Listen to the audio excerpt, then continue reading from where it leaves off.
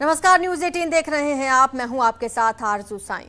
उत्तराखंड के 3 दिनों के दौरे पर सीएम योगी रवाना हो गए हैं। सीएम योगी लखनऊ से रवाना हुए, पौड़ी की यमकेश्वर जाएंगे। सीएम योगी आदित्यनाथ महंत अवैधनाथ की प्रतिमा का वहां पर अनावरण करेंगे। अपने पैतृक गांव पंचूर भी जाने का उनका कार्यक्रम है और मां से मुलाकात करेंगे सीएम योगी। आपको बता दें, उत्तराखंड का ये उनका दौरा बेहद अहम रहने वाला है। 3 दिन के दौरे पर उत्तराखंड के लिए रवाना हो रहे हैं सीएम योगी आदित्यनाथ।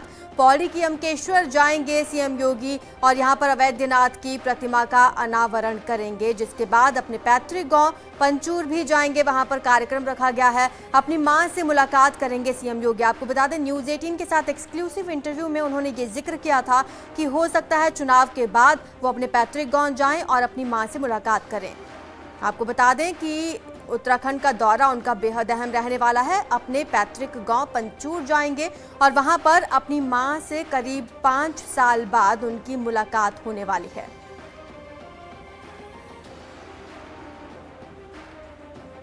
ज्यादा जानकारी हमारे संवाददाता हमें देंगे। अनामिका लखनऊ से हमारे साथ जुड़े हुए हैं, साथ ही दीपांकर हमारे साथ यमकेश्वर से जुड़े हुए हैं। सबसे पहले अनामिका, आपके पास आऊंगी। क्या योगी आदित्यनाथ निकल चुके हैं वहां से उत्तराखंड के लिए? बिल्कुल आरजू, देखिए, मुख्यमंत्री योगी आदित्यनाथ का आज से 3 दिनों तक उत्तराखंड दौरा शुरू हो रहा है। मुख्यमंत्री योगी आदित्यनाथ 5 साल के बाद अपने पैतृक जो गांव है उनका पंचूर, वहां भी जाएंगे। लेकिन इसके अलावा भी अलग अलग कार्यक्रम तय किए गए हैं। 3, 4 और 5 मई तक मुख्यमंत्री योगी आदित्यनाथ उत्तराखंड में ही रहने वाले हैं और वो अपने आवास से निकल भी चुके हैं। कुछ देर के बाद वो जॉलीग्रांट एयरपोर्ट पे पहुंचेंगे, जहां से वो स्टेट प्लेन के जरिए यमकेश्वर पहुंचेंगे, जहां पे उनके बाद अलग अलग कार्यक्रम लगे हुए हैं। पहला कार्यक्रम तो वो है जहां पर वो अपने गुरु अवैधनाथ की प्रतिमा का अनावरण करेंगे और इस मौके पर मुख्यमंत्री के साथ साथ उत्तराखंड के मुख्यमंत्री पुष्कर सिंह धामी के साथ स्थानीय नेता और अधिकारी भी मौजूद रहेंगे। लेकिन इसके अलावा कल मुख्यमंत्री 4 तारीख को पंचूर अपने गांव जाएंगे, जहां पर वो अपनी मां से और अपने पूरे परिवार से मुलाकात करेंगे। ये कार्यक्रम 1 हफ्ते पहले ही तय हो गया था और मुख्यमंत्री तय कार्यक्रम के अनुसार आज उत्तराखंड के दौरे के लिए रवाना भी हो गए हैं अपने आवास से। दीपांकर भी हमारे साथ जुड़े। दीपांकर, किस तरह से अपने बेटे की स्वागत की तैयारी में है उत्तराखंड? क्या तैयारियां हैं?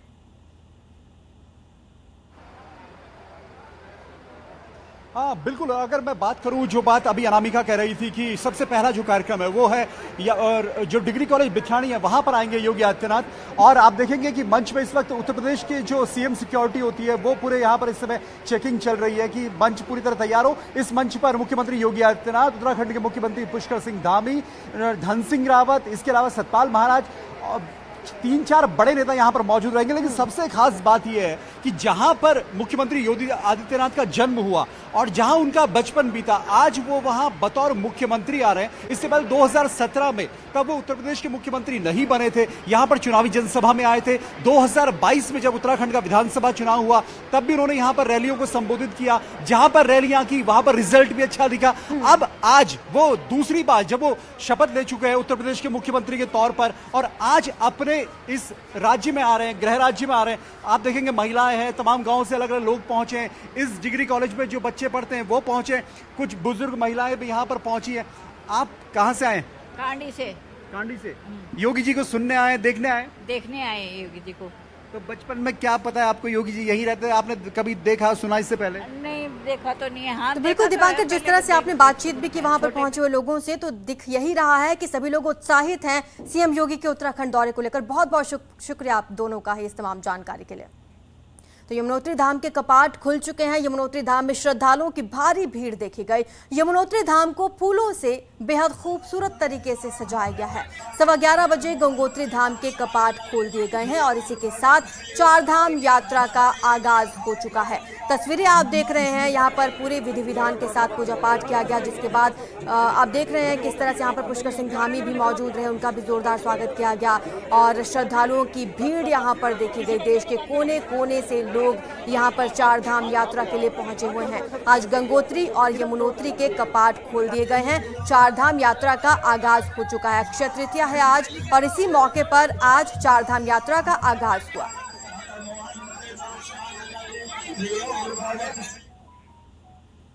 संभल में मुस्लिम समाज के लोगों ने सड़क पर नमाज पढ़ी। यहां सैकड़ों की तादाद में नमाजियों ने सरकार के आदेश की धज्जियां उड़ाई और सड़क पर नमाज पढ़ी। चंदौसी कोतवाली के छोटी ईदगाह के सामने रोड पर नमाज पढ़ी गई। पुलिस भी उस वक्त वहां पर हालांकि मौजूद थी, लेकिन वो भीड़ के सामने बेबस नजर आई। इस मामले में पुलिस के आला ऑफिसर्स कुछ भी बोलने को राजी नहीं है। हालांकि सरकार ने रोड पर कोई भी धार्मिक कार्यक्रम नहीं करने के निर्देश दिए थे और मुस्लिम धर्मगुरुओं ने भी मस्जिद में ही नमाज पढ़ने की अपील की थी, लेकिन लगता है संभल में नमाजियों पर इसका कोई असर नहीं पड़ा, जिसकी गवाह हैं ये तस्वीरें। लोगों ने रोड पर नमाज पढ़ी है।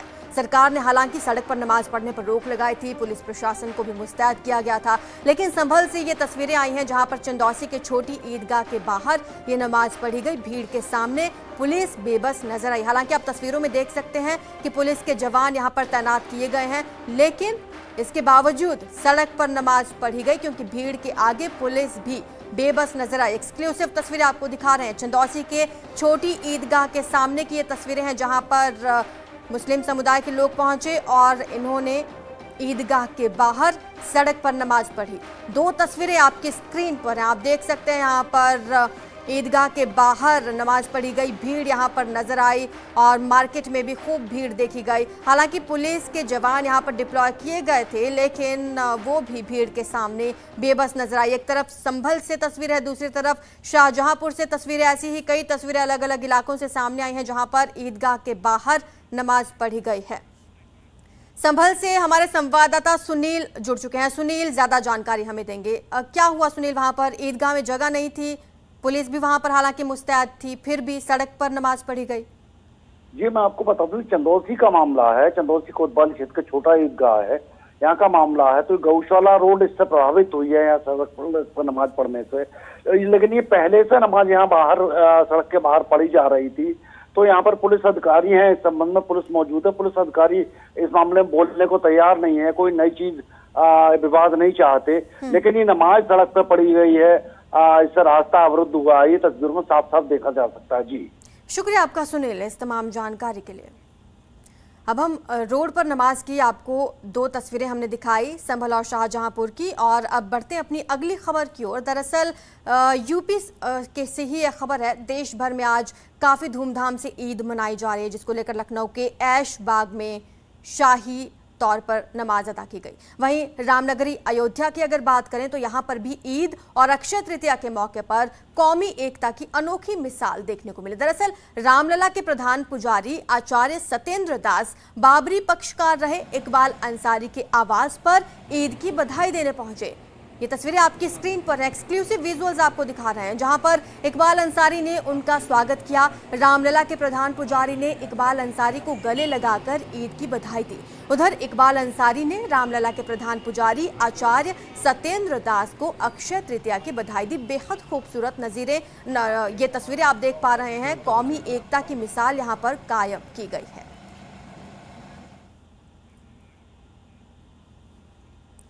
रामपुर में ईद के दौरान गंगा जमुनी तहजीब की अनोखी मिसाल देखने को मिली। यहां पर नमाजियों पर फूल बरसाए गए। बीजेपी कार्यकर्ताओं और प्रशासन के आला ऑफिसर्स ने इनके ऊपर फूल बरसाए। सौहार्द और भाईचारे का पैगाम दिया गया। तस्वीरें आप देखिए, एक्सक्लूसिव तस्वीरें आपको दिखा रहे हैं। बीजेपी कार्यकर्ताओं ने फूल बरसाए नमाजियों पर और उनके साथ पुलिस प्रशासन और पुलिस के जवान भी आप देख सकते हैं यहाँ पर फूल बरसाते हुए नजर आए। ऐसी ही कई तस्वीरें देश के अलग अलग इलाकों से देखने को मिली जहां पर कौमी एकता की अनोखी मिसाल पेश की गई है।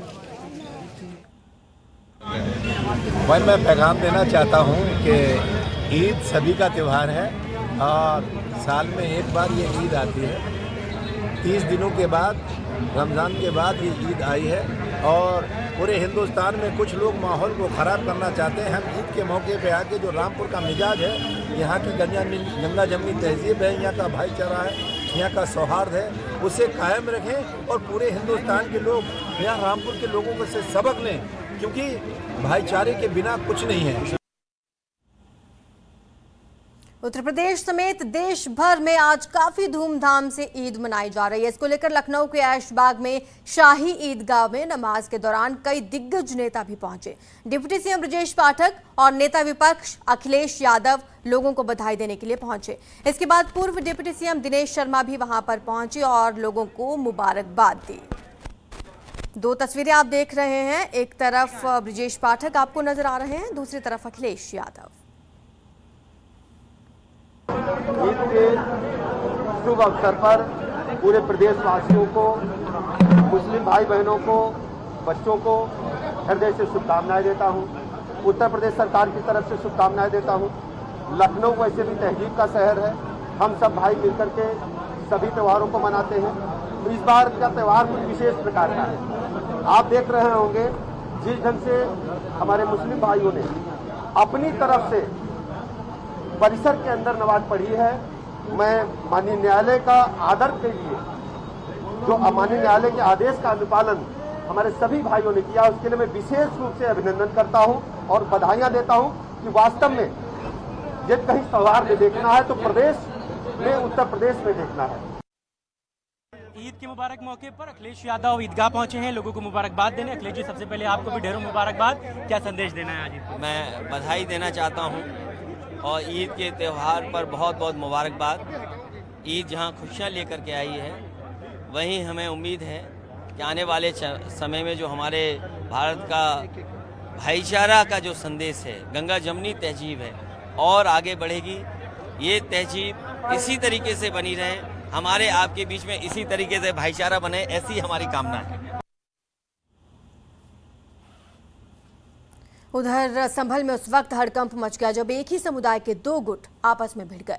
यहां दो गुटों में फायरिंग में 4 लोग घायल हो गए हैं, जिन्हें इलाज के लिए जिला अस्पताल में भर्ती कराया गया है। बताया जा रहा है कि पुरानी रंजिश में दोनों पक्षों में पथराव हुआ और फायरिंग हुई। तनाव को देखते हुए मौके पर भारी पुलिस फोर्स तैनात है। असमोली थाना इलाके के सदीरनपुर गाँव की ये पूरी वारदात है, जहाँ पर पुरानी रंजिश में खूनी संघर्ष को अंजाम दिया गया।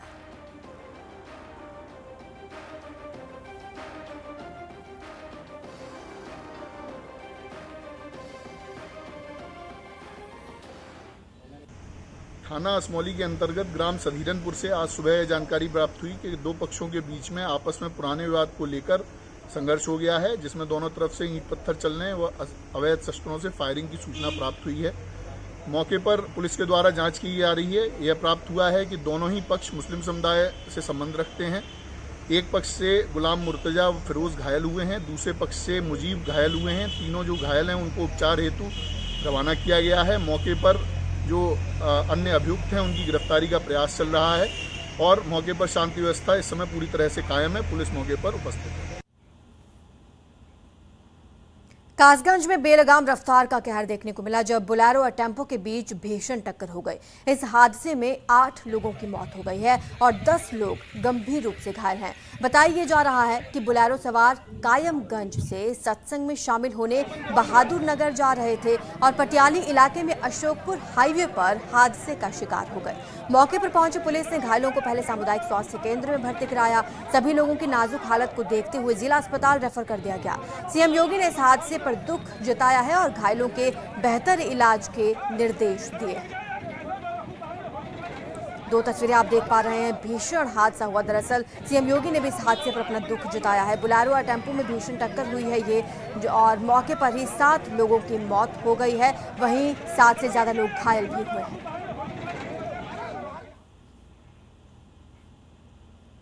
मऊ में माफिया डॉन और बाहुबली नेता मुख्तार अंसारी के वकील की दबंगई सामने आई। आरोप के मुताबिक वकील दरोगा सिंह ने जज के लिए अपशब्दों का इस्तेमाल किया। इसका वीडियो भी लगातार सोशल मीडिया पर वायरल हो रहा है। मुझे 4-6 बार कंटेम्प्ट जा चुका है जजों की मैं सुनिए, मुझे 4-6 बार कंटेम्प्ट जा चुका है जजों की मैं सुनिए, मुझे 4-6 बार कंटेम्प्ट जा चुका है सुनिए, मुझे 4-6 बार कंटेम्प्ट जा चुका है जजों की मैं सुनिए, मुझे 4-6 बार कंटेम्प्ट जा चुका है जजों की मैं सुनिए, मुझे 4-6 बार कंटेम्प्ट जा चुका है।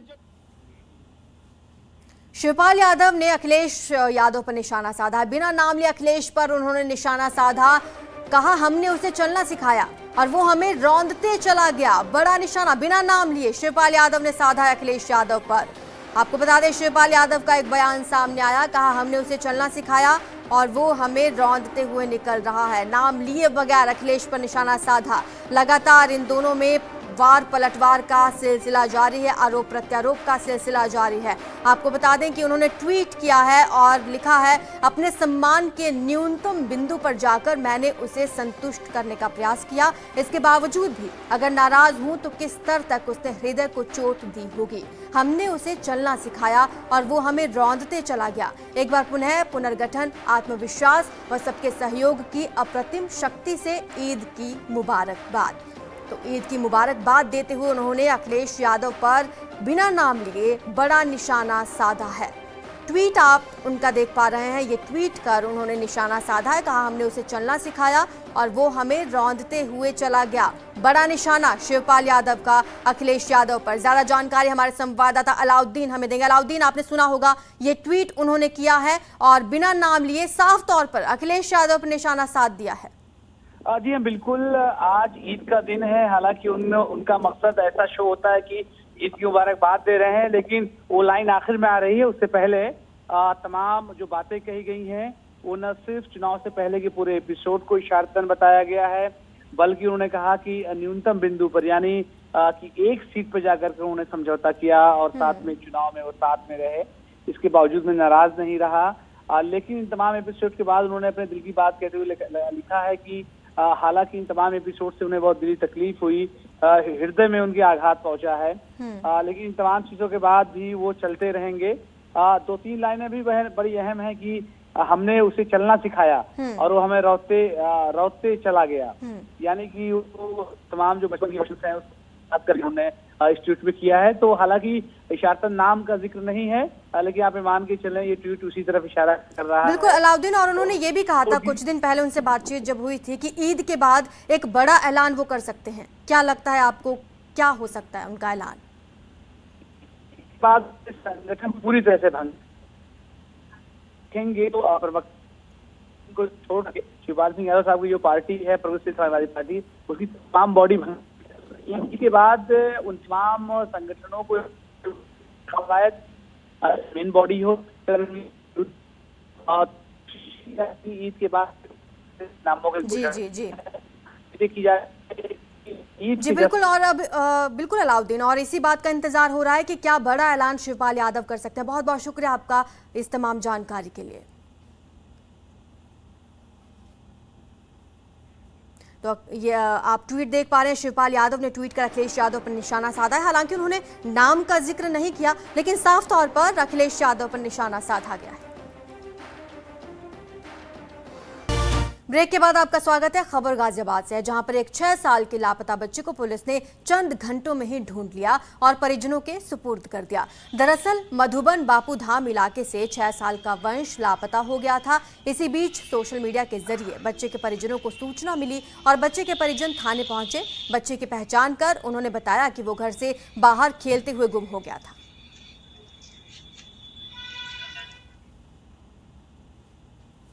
आज भगवान परशुराम की जयंती है, इसको लेकर जगह जगह कार्यक्रम हो रहे हैं। हम 2 तस्वीरें आपको दिखाएंगे और इन तस्वीरों के जरिए आप समझ सकते हैं कि किस तरह से यहाँ पर कार्यक्रम आयोजित किए गए हैं।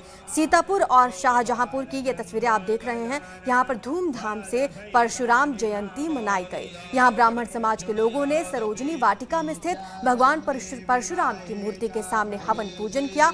उधर शाहजहांपुर में भी भगवान परशुराम जयंती बड़ी ही धूमधाम से मनाई गई।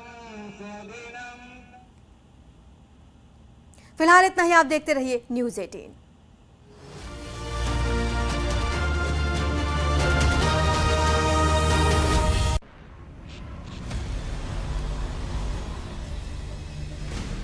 ज़ेप्पे and news 18 network present crypto की समझ। Hello and welcome to Zebpay and news 18 network present crypto की समझ। आज हम बात करेंगे क्रिप्टो ट्रेडिंग बोट्स की। बोट्स ऑटोमेटेड कंप्यूटर प्रोग्राम्स हैं जिन्हें मिनिमल ह्यूमन इंटरवेंशन के साथ कुछ स्पेसिफिक टास्क को अंजाम देने के लिए डिजाइन किया गया है। क्रिप्टो करेंसी ट्रेडिंग की दुनिया में ये बोट्स ओनर या यूजर की ओर से एक या एक से ज्यादा प्लेटफॉर्म पर ऑटोमेटिकली या मल्टीपल क्रिप्टो करेंसी को ट्रेड करने का काम करता है। ये एक प्री डिफाइंड ट्रेडिंग स्ट्रैटेजी के नियमों के आधार पर एक्सचेंज के लिए बाय एंड सेल ऑर्डर्स बनाते हैं और जमा करते हैं।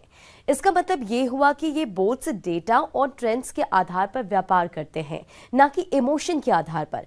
क्रिप्टो करेंसीज बेहद वॉलेटाइल होती है, इसकी कीमतों में भी लगातार उतार चढ़ाव बना रहता है।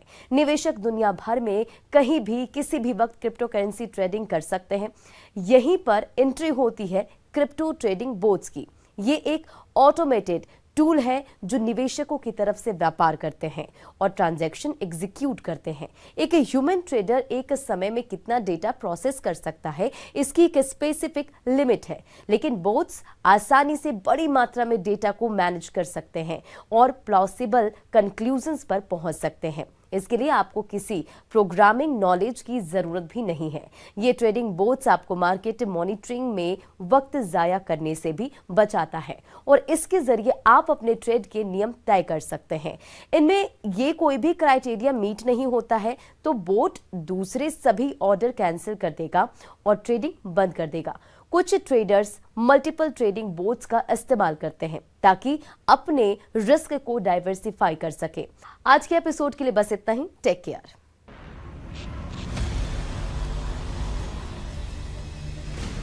ज़ेड पे and news 18 network present crypto की समझ।